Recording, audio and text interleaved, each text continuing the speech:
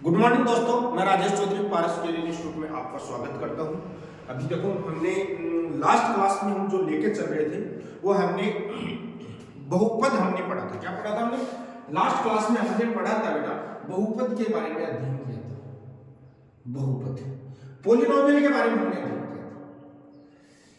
Polynomial के बारे में हमने अध्ययन किया था। पोलिनोमियल के बारे में हमने देखा था। पोलिनोमियल में सबसे ज्यादा इंपॉर्टेंट चीजें क्या क्या आती है उसके बारे में हमने ध्यान दिया था।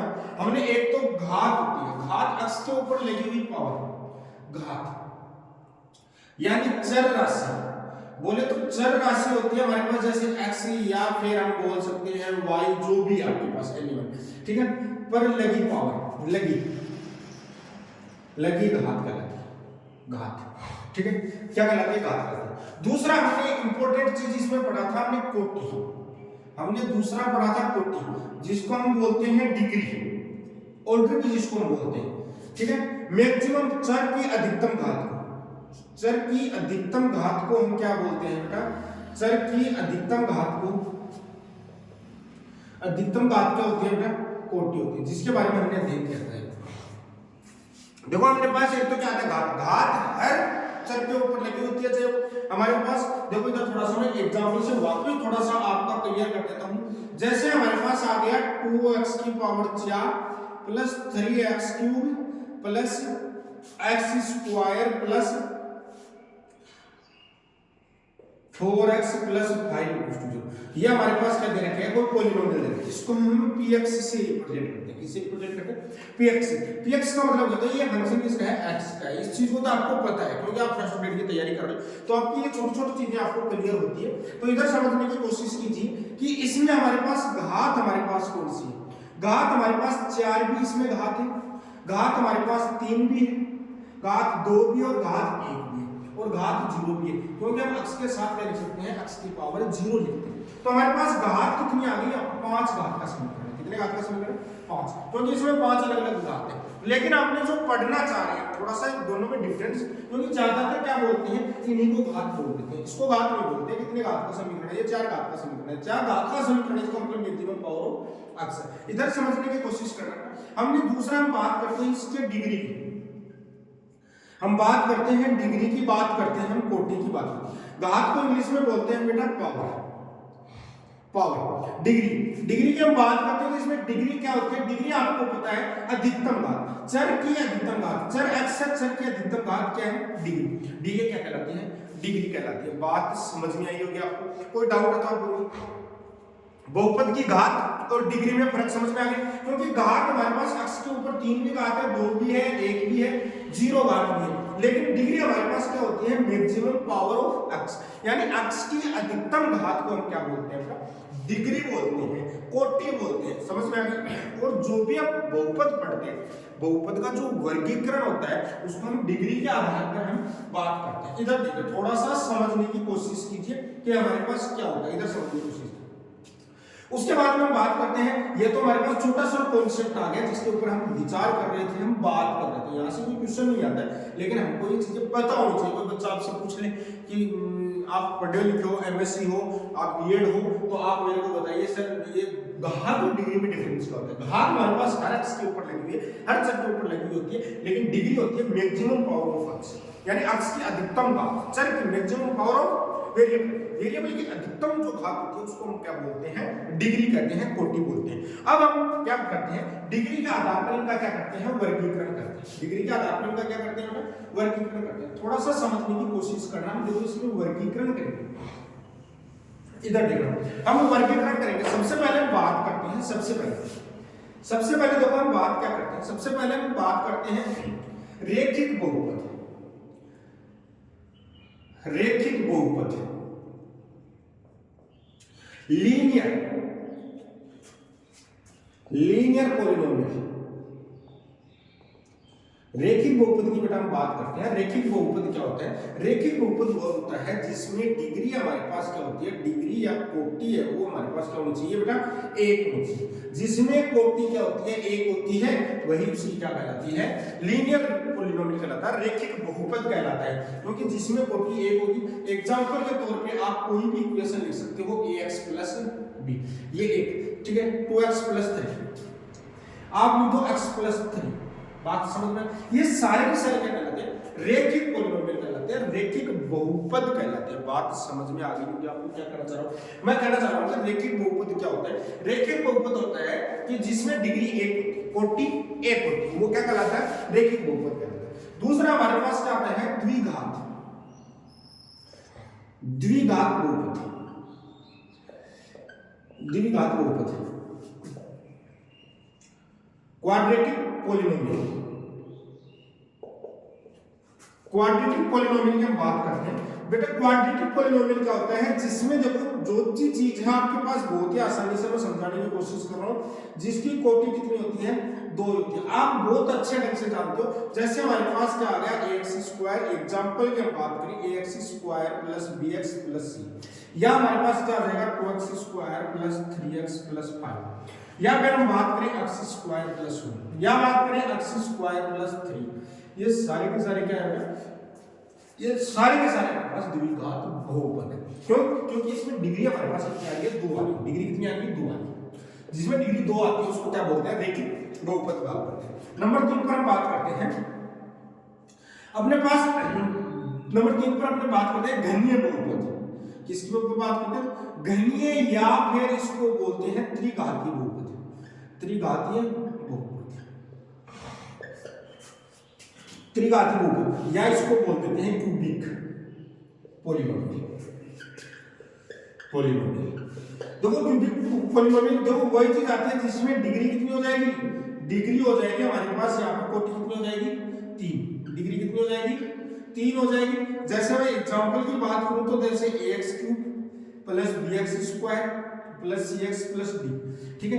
या फिर हम बात करेंगे 3x³ + 2x² + x + 1। उसके बाद में हम बात करें x³ - 1, ये भी क्या है? क्यूबिक है, क्योंकि मैक्सिमम पावर को x के ऊपर हम बात करते हैं। बात आप थोड़ी बहुत समझ में आ रही होगी आपको कि मैं कहना क्या चाहता हूँ। हमारे पास क्या चीजें जुड़ी होती है कि रेखिक बहुपद क्या होता है? जिसकी डिग्री 1 होती है, एग्जांपल ले। द्विघात, जिसमें हमारे पास डिग्री 2 होती है। त्रिघात, हमारे पास डिग्री 4 होती है। उसके बाद में जैसे 4 घात का भी आएगा, 5 घात का भी, 6 घात का भी, बाकी n घात तक चलता है। कहां तक चलता है? n घात तक चलता है।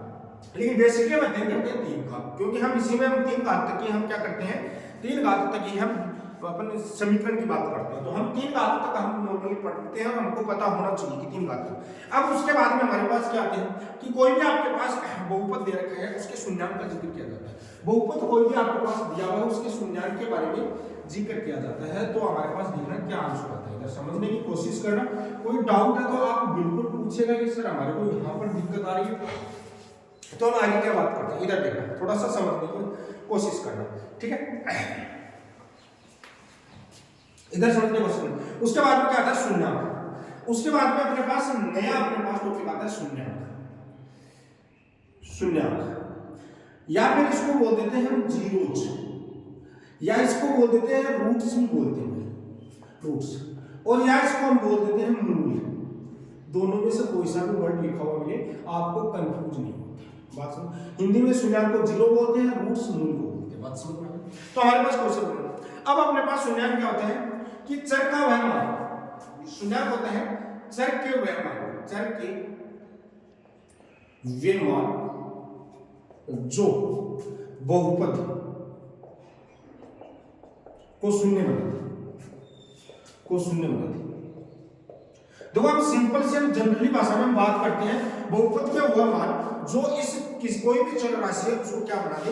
जीरो बना दे, वो उसके क्या कहलाते हैं? शून्यांक कहलाते हैं। बहुत ही प्यारा सा कॉन्सेप्ट हमारे पास काम करता है, क्योंकि x के ऐसे मान निकालने हमको जो इसके हमारे क्या निकाल दे? शून्यांक निकाल दे। अब शून्यांक के बारे में हम जिक्र करते हैं कि शून्यांक के बारे में क्या होता है।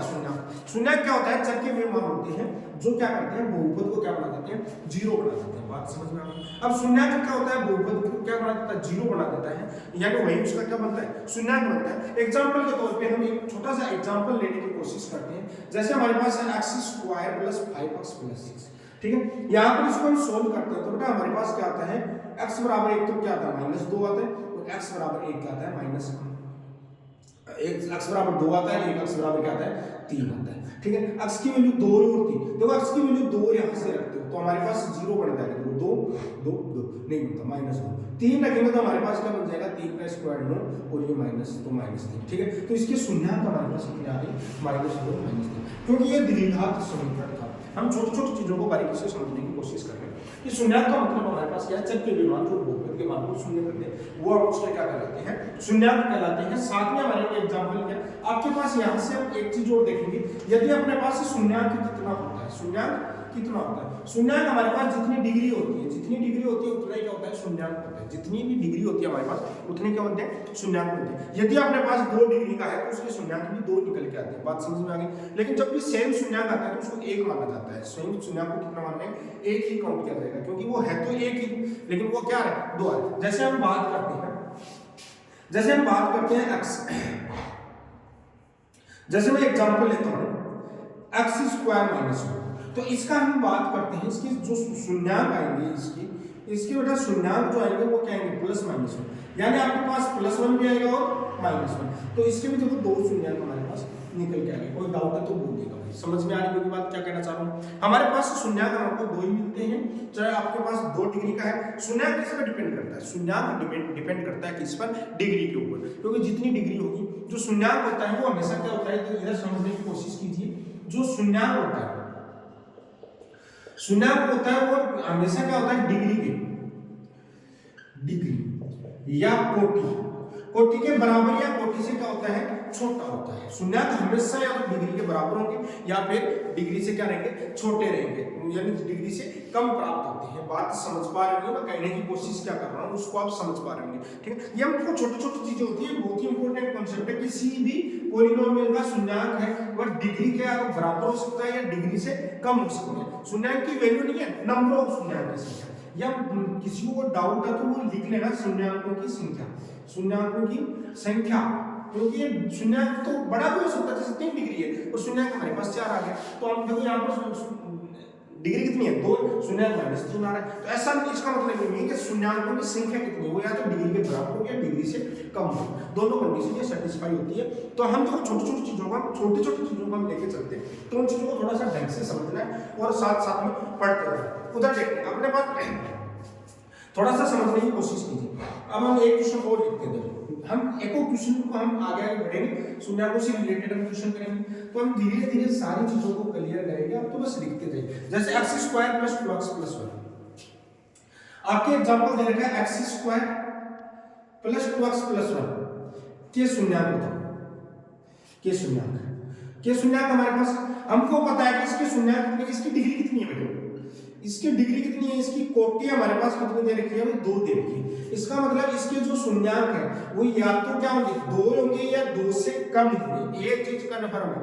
इधर देखना, थोड़ा सा समझने की कोशिश करना, इसके शून्यंक आपके पास क्या क्या हो सकते हैं, एक बार मेरे +1 या एक बार -1 लिया, ठीक है। या फिर हम देखो 2 शून्यंक इसमें निकालते हैं, एक +1 और एक -1, कितने शून्यंक निकालेंगे, +1 और -1।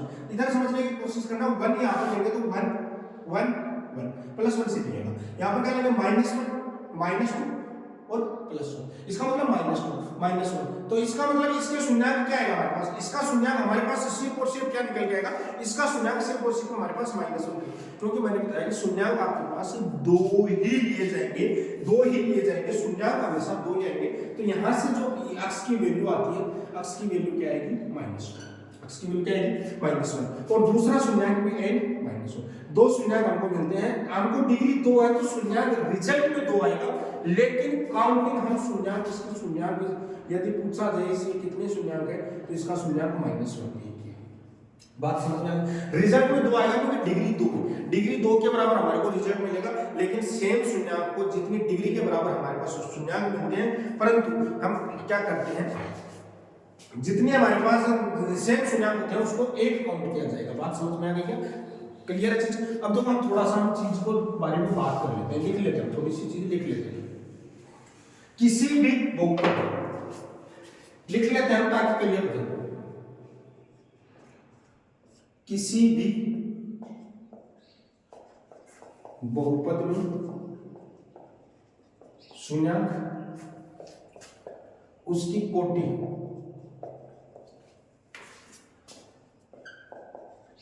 के बराबर प्राप्त होती है, किसी भी बहुपद में शून्याङ्क उसकी कोटि के बराबर प्राप्त होते हैं, परंतु यदि दो शून्याङ्क बराबर हो, दो शून्याङ्क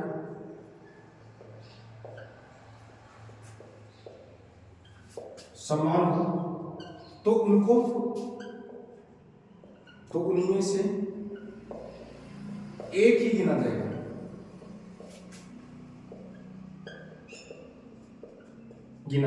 देखो थोड़ा सा समझने की कोशिश करें। मैंने क्या लिखा कि किसी भी बहुपद में शून्याङ्क उसकी कोटि के बराबर प्राप्त होते हैं। यदि कोटि आपके पास दो है तो दो शून्याङ्क मिलेंगे, कोटि तीन है तो बेटा तीन शून्याङ्क मिलेंगे, कोटि चार है तो चार शून्याङ्क मिलेंगे। परंतु यदि शून्याङ्क की संख्या समान है तो उसमें से एक ही कोई गिना जाएगा, यानी दोनों को नहीं गिना जाएगा। जैसे हमने अभी निकाला था x की वैल्यू हमने निकाली थी -1 कौन सी इक्वेशन में, x² + 2x + 1। इस पॉलिनोमियल में हमने दो शून्याङ्क आए थे, तो इसकी मैं बात करता हूँ शून्याङ्क की, तो शून्याङ्क हमारे पास -1 है, क्योंकि दो को एक बार दो बार रिपीट करने की जरूरत नहीं होती है। बात समझ पा रहे होंगे क्या कहना चाहूँ। तभी मैंने एक चीज लिखी थी कि शून्याङ्क जो होता है, शून्याङ्क को हम क्या लिखते हैं, शून्याङ्क हमेशा कोटि से क्या होता है, बराबर या उससे कम होता है। तभी मैंने आपको ये चीज लिखाई है, बात समझ में आ गई। तो हम ये छोटी छोटी चीजें हैं जिसके बारे में गलती से क्या करते हैं, हमने ये आपके पास दे रखा कि x² + 2x + 1 के कितने शून्याङ्क होंगे, तो शून्याङ्क निकालने के लिए हम क्या कर लेते हैं, इसको निकालेंगे -1 और हम आंसर दे देंगे कितने शून्याङ्क है, दो शून्याङ्क का। जगह हकीकत में होता है क्या, एक ही शून्याङ्क है, क्योंकि एक ही शून्याङ्क दो बार रिपीट हो रहा है। एक ही शून्याङ्क क्या हो रहा है, दो बार। तो होता है थोड़ा सा समझने की कोशिश करना, क्योंकि इसको सेटिस्फाई x = -1 नहीं कर रहा है, ये इसको क्या कर रहा है, संतुष्ट कर रहा है, ये इसको संतुष्ट कर रहा है। परंतु यदि मैं इसको सोल्व कर दूं, x² यदि मैं इसको सोल्व करता हूं तो हमारे पास देखो इसके जो फैक्टर क्या आते हैं, फैक्टर हमारे पास क्या आते हैं, थोड़ा सा समझने की कोशिश करना। x + 1 x² + 1 x + 1, ये इसका क्या आता है, फैक्टर आते हैं। यहाँ से x कॉमन लेंगे, x + 1, यहाँ पर +1 कॉमन लेंगे तो x + 1, x + 1 फिर कॉमन आ गया तो यहाँ पर x + 1। तो हमारे पास दोनों शून्याङ्क x = -1 और x = -1 दो मिले। और शून्याङ्क निकालने के लिए हम क्या करते हैं, इक्वेशन बना देते हैं, इसको क्या करते हैं, 0 के बराबर कर देते हैं। 0 के बराबर जब भी किसी भी पॉलिनोमियल को शून्याङ्क निकालने आता है तो हम उसको 0 के बराबर कर देते हैं। यदि मैं आपको लिखवा देता हूँ, जब किसी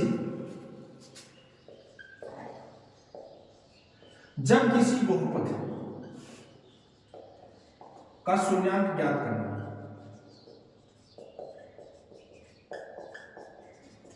करना हो तो बहुपद को शून्य के बराबर कर देते हैं,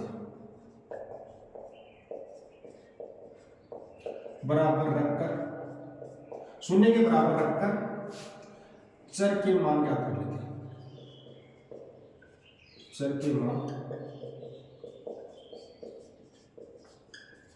देखो क्वेश्चन बहुत ही इंपॉर्टेंट है। जब किसी बहुपद का शून्याङ्क ज्ञात करना, कुछ बच्चों की दिक्कत आएगी, किसी की शून्याङ्क ज्ञात कैसे करें। अरे भाई ज्ञात कैसे करें, उसको बहुपद को 0 के बराबर, क्योंकि शून्याङ्क की डेफिनेशन ये बोलती है कि शून्याङ्क ज्ञात करने के लिए वो उसको समीकरण को संतुष्ट कर जाए, बहुपद को संतुष्ट करते हैं, शून्य बना दे मतलब बराबर क्या करते हैं, 0। तो हम कोई भी शून्याङ्क आपके पास जैसे px है तो इसका वैल्यू निकालने तो इसको 0 के बराबर करते हैं। बात समझ में, ये छोटे छोटे कॉन्सेप्ट हैं जिनके बारे में हमको पता होना चाहिए और सारी चीजें इनको थोड़ा सा नोट कर लेना साथ के साथ। बहुत ही इंपॉर्टेंट चीज है। यहाँ से बहुपद में से 1 2 3 क्वेश्चन हमारे पास आते हैं, बहुपद समीकरण, इनमें से 2 या 3 क्वेश्चन हर एक तरफ से first grade second grade BSSB KVS कोई सा भी सब आता है। बाकी कोई भी आपको डाउट रहता है तो आप जरूर मेरे से डिस्क्रिप्शन में आप मेरे को कमेंट कर सकते हो या फिर कॉल करके आप मेरे को पूछ सकते हो, सर हमारे को ये दिक्कत आ रही है। ठीक है, आगे देखिए, अब हम बात करते हैं कुछ एक क्वेश्चन के ऊपर बात करते हैं। क्वेश्चन हमारे पास क्या दे रखा है, क्वेश्चन देखो k - 1 * x²। आज की क्लास में मैं क्वेश्चन लिख रहा हूं अभी, k - 1 * x² + kx + 1 के शून्याङ्क का शून्याङ्क -3 है तो k का मान का शून्याङ्क -3 है तो k का मान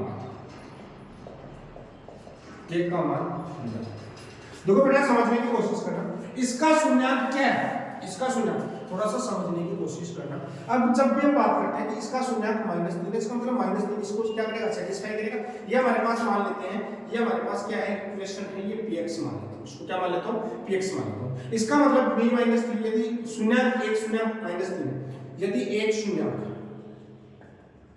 -3 है तो आपको पता है कि p -3 बराबर क्या बनेगा, 0 है, क्योंकि ये शून्यक है, वो इक्वेशन को क्या बनाता है, इस पॉलिनोमियल को क्या बनाता है, 0 बनाता है। तो p -3 0 के बराबर होगा, बस वैल्यू रख दीजिए k - 1 इनटू -3 का square plus -3 into x plus 1 = 0। तो हमारे पास क्या आ जाएगा, k - 3 इनटू 9 - 3 k प्लस 1 = 0। ये कर दो तो 9k - 9 -3k प्लस 1 = 0। तो हमारे पास 9k में से जाएगा तो 6k, ये हमारे पास इधर जाएगा तो क्या हो जाएगा, बराबर 8, क्योंकि ये हमारे पास -8 तो बराबर 8, तो k बराबर हमारे पास क्या हो जाएगा, 8/6 बोले तो 3 4/3 हिसाब से।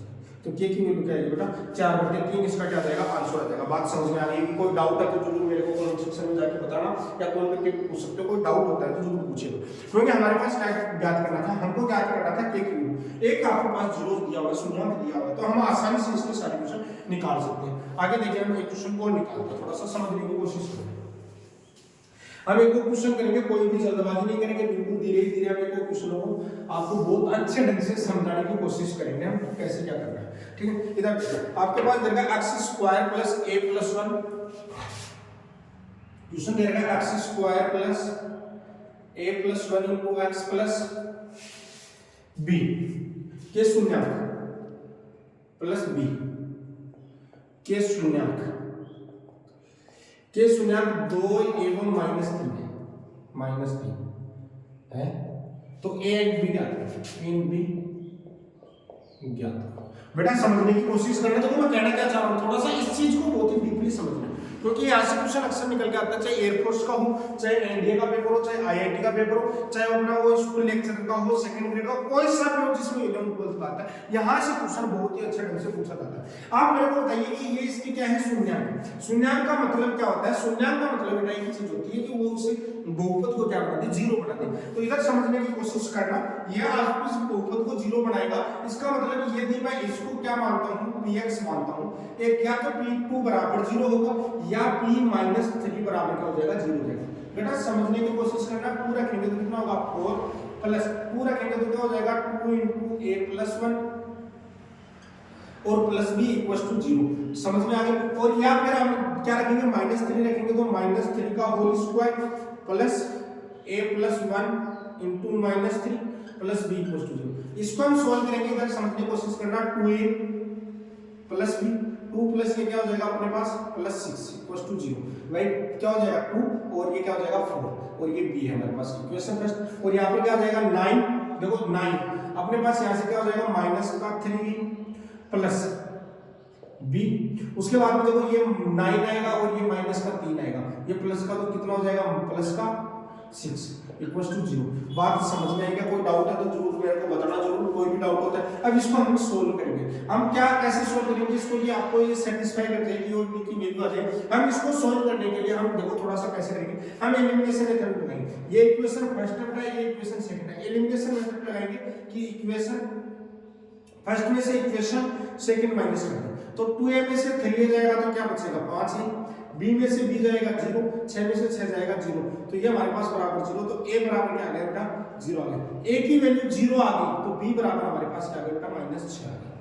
a की वैल्यू 0 आ गई तो b बराबर क्या आ गया, -6 आ गया। बात समझ में आएगी? तो आपको a और b की वैल्यू फाइंड आउट करनी थी, जिसको हमने बहुत ही अच्छे ढंग से फाइंड आउट कर लिया। यदि a की वैल्यू 0 आ गई तो b की वैल्यू क्या आ गई, -6 आ गई। बात समझ में आ गई? इधर थोड़ा सा समझने की कोशिश करना, क्योंकि हम बात करते हैं जब भी किसी बहुपद की बात करते हैं, आपके पास कोई भी बहुपद दिया हुआ होता है, ठीक है, यदि उसके शून्यांक अलग अलग दिए हुए हैं, सारे शून्यांक दिए हुए हैं, क्योंकि आपको पता है कि जितनी भी पावर होती है ऊपर यानी डिग्री होती है जितनी भी, उतने ही उसके क्या निकल जाते हैं, शून्याङ्क निकल जाते हैं। तो आपके पास जितने भी शून्याङ्क होते हैं उसको निकालने का तरीका क्या होता है, कैसे उसको वापस पॉलिनोमियल में कन्वर्ट किया जा सकता है, हम उन चीजों के ऊपर भी बात करेंगे, लेकिन वो बात करेंगे हम कल की क्लास में। आज हमने थोड़ा सा शून्याङ्क के बारे में पढ़ा है और शून्याङ्क को क्वेश्चन कैसा आता है उसके बारे में हमने अध्ययन किया, क्योंकि मैं धीरे धीरे आपकी क्लास का टाइम बढ़ाता रहूंगा, जैसे जैसे आपकी रिक्वायरमेंट आती है कि आप मेरे को बताना जरूर कि हाँ कि कैसा हमारा क्या चल रहा है, कोई कुछ और आपको कुछ समझाने में कोई दिक्कत हो रही है, समझने में कोई दिक्कत हो रही है, तो एक बार मेरे से कंसल्ट जरूर करना,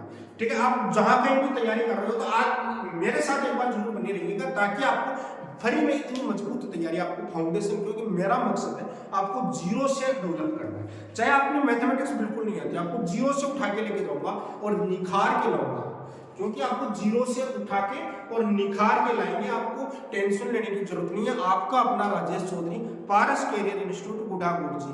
तो आप बने रहिए मेरे साथ और कंटिन्यू रखिए क्लास को। धन्यवाद।